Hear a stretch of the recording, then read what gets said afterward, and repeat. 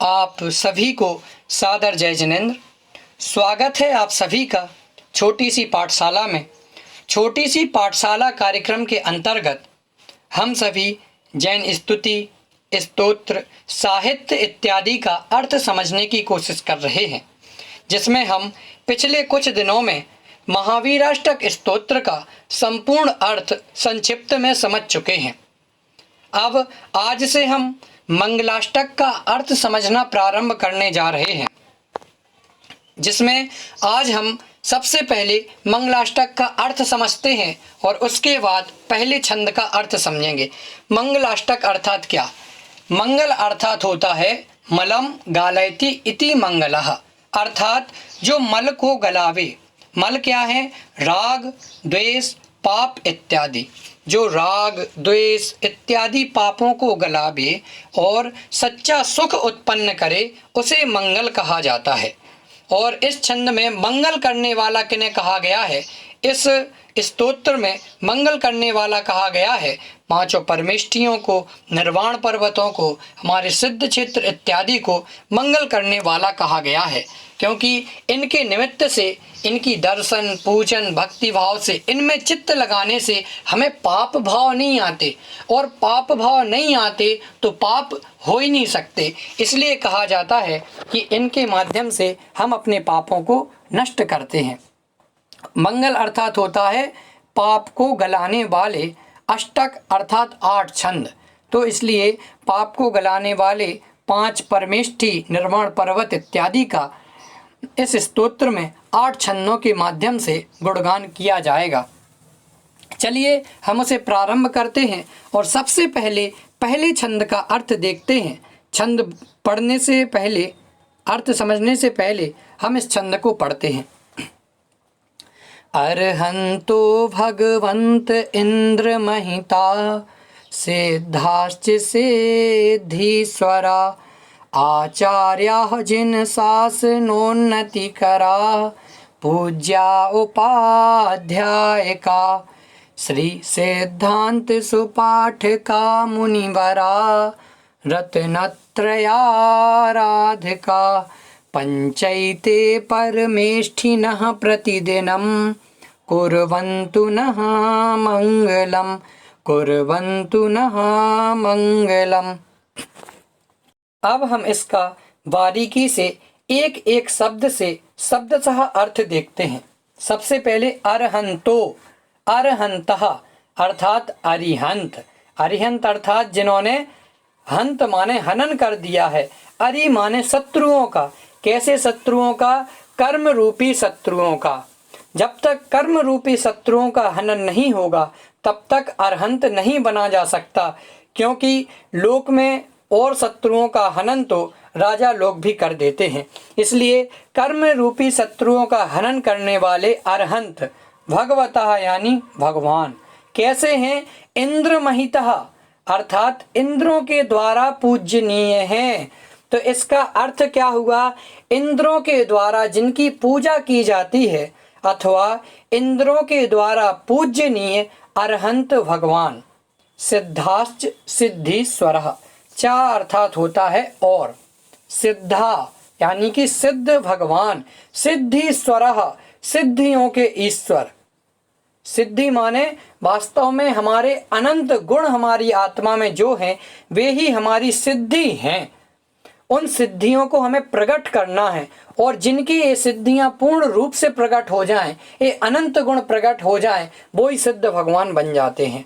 तो सिद्धीश्वरः सिद्धियों के ईश्वर, सिद्ध भगवान। क्योंकि लोक में और सिद्धियां तो जगत के मायावी लोग भी प्रकट कर सकते हैं, देवता लोग भी प्रकट कर सकते हैं, लेकिन अनंत गुणों को प्रकट कर पाना केवल सिद्ध परमेष्टि के वश की बात है और किसी के वश की बात नहीं है।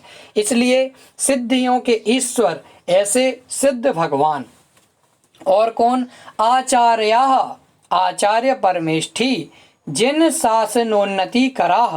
3 शब्द हैं इसमें, जिन शासन, उन्नति और कराह, अर्थात जिन शासन, जिनेंद्र भगवान के द्वारा कथित जो शासन है और अनादिकाल से चला आ रहा जो शासन है, ऐसे जैन शासन को उन्नति करने वाले, उन्नति कराने वाले यानी कि आगे तक ले जाने वाले, क्योंकि आचार्यों के माध्यम से ही इस जैन शासन की प्रभावना होती है।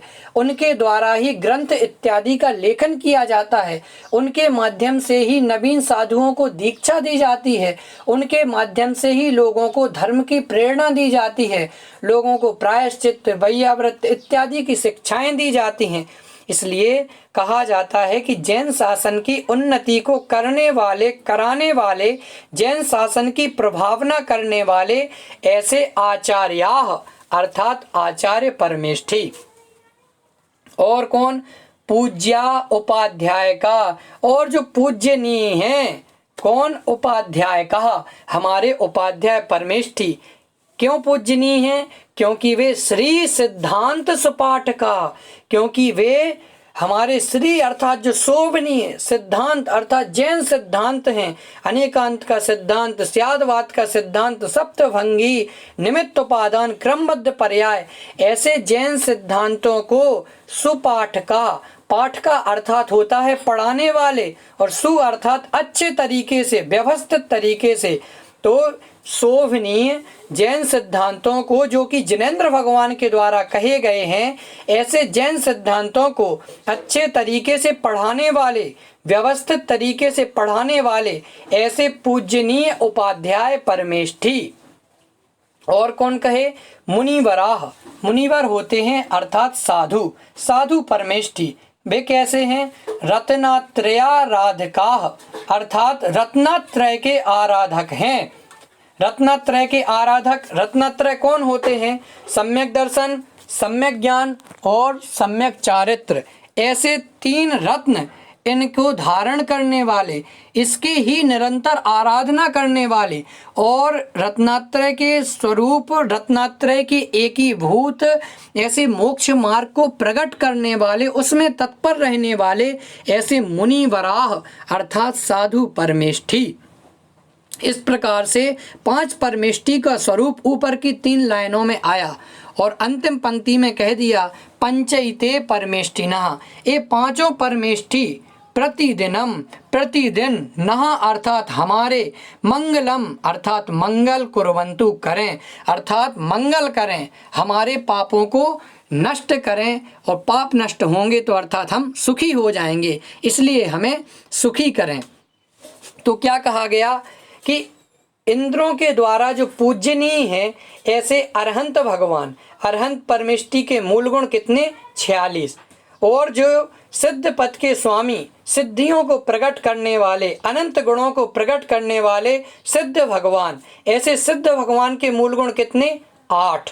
फिर आचार्य जिन शासन उन्नति करा, जिन शासन की प्रभावना करने वाले, उन्नति करने वाले ऐसे आचार्य परमेष्ठी, आचार्य परमेष्ठी के मूल गुण कितने? 36। पूज्या उपाध्याय का, श्री सिद्धांत सुपाठ का, और शोभनीय जैन सिद्धांतों को व्यवस्थित तरीके से पढ़ाने वाले ऐसे उपाध्याय परमेष्ठी पूजनीय हैं।